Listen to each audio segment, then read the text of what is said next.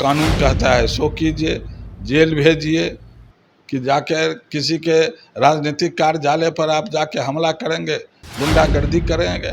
ये संस्कृति है आपकी, ये तरीका है। चुनाव आयोग क्यों नहीं अभी हस्तक्षेप कर रही है? उसको बोलना चाहिए कि नहीं। कोई राजनीतिक पार्टी, किसी राजनीतिक पार्टी के जो रजिस्टर्ड पॉलिटिकल पार्टीज है उसके कार्यालय पर हमला करेगा, तोड़ फोड़ करेगा, घायल करेगा, क्यों नहीं उसकी गिरफ्तारी कर रही है बिहार सरकार? क्या कर रहा है बिहार के डीजीपी, क्या कर रहे हैं बिहार के पुलिस अफसर? ये है उचित बात है।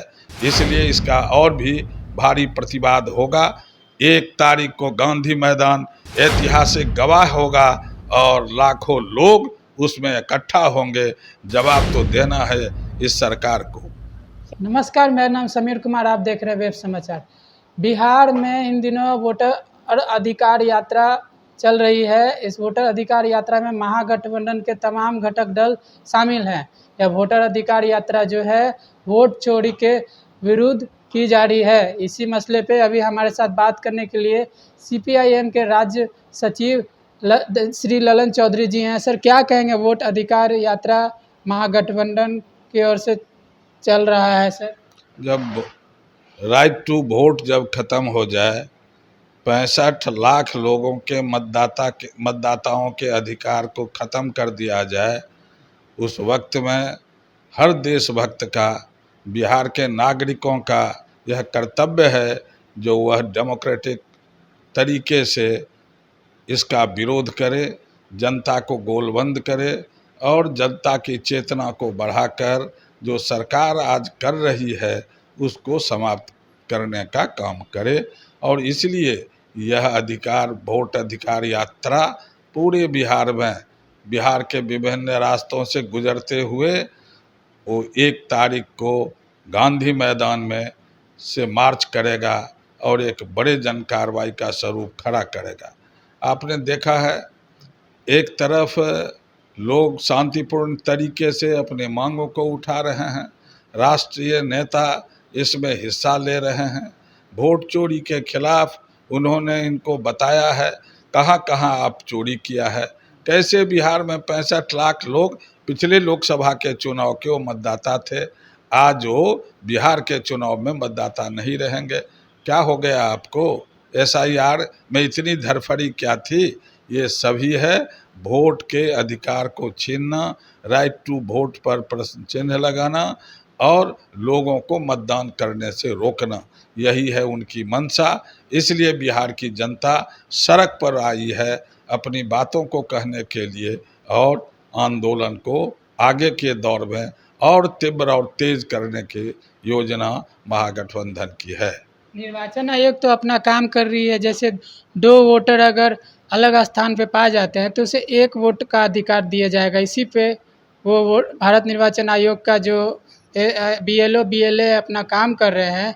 इस पे आप BJP की ओर से कहा जा रहा है, NDA के घटक दल कह रहे हैं कि इसमें परेशानी क्या है महागठबंधन के नेताओं को? 11 महीना पहले, 11 महीना बाद, क्यों आप इतना शॉर्ट पीरियड में कर रहे हैं? कहाँ से 65 लाख लोग आपको अवैध मिल गया?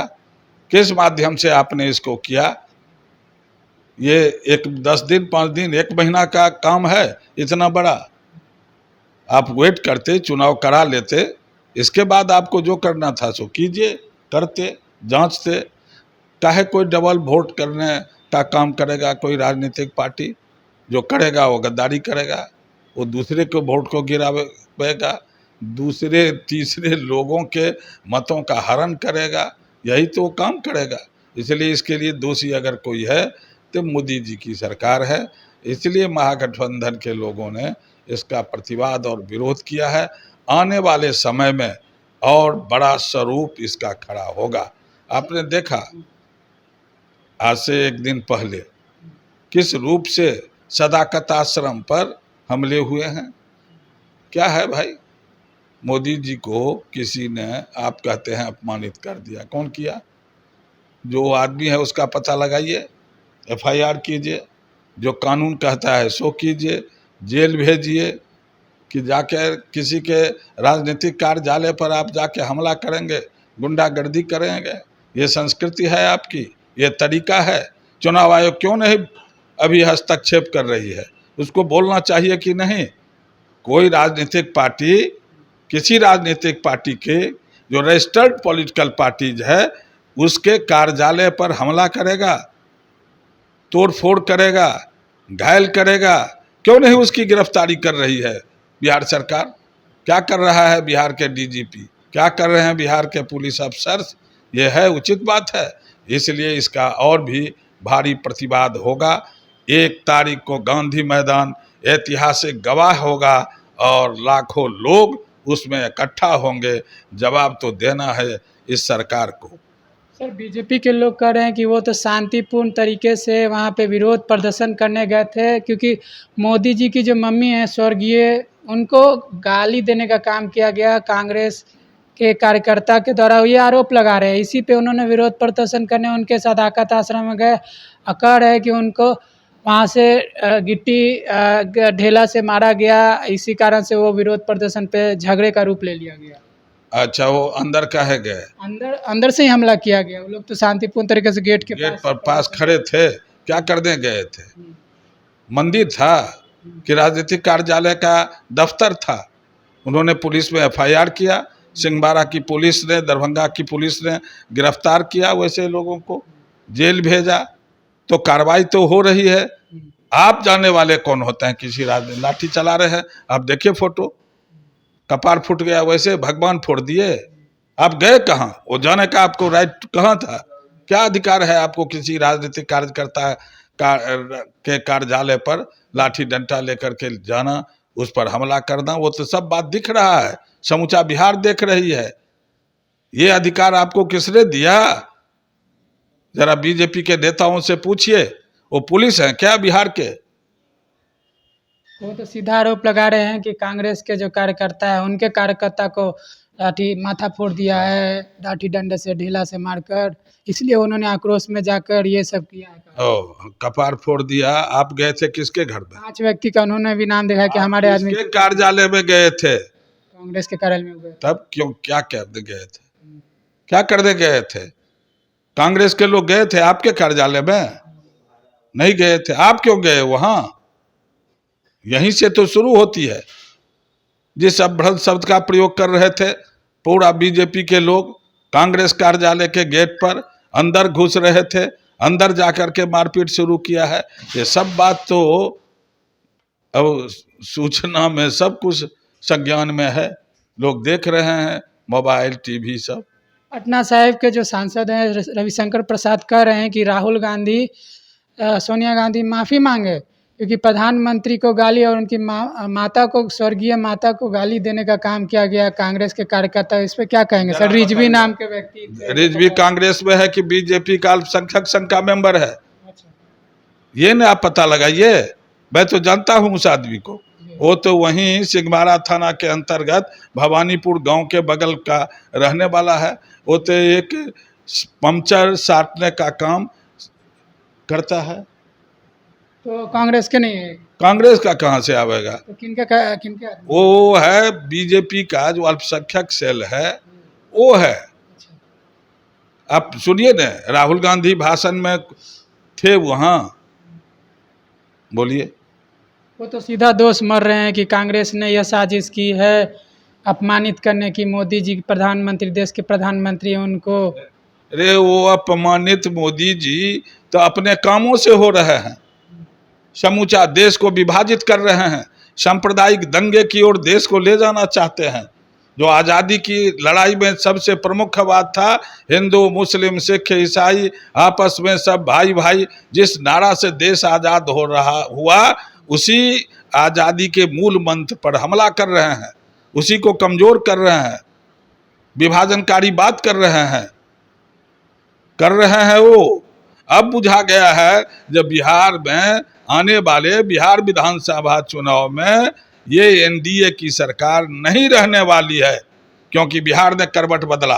बिहार राजनीतिक रूप से आगे बढ़ रहा है, संघर्ष कर रहा है, जो जनतांत्रिक तरीके हैं उसी तरीके से बिहार परिवर्तित होगा।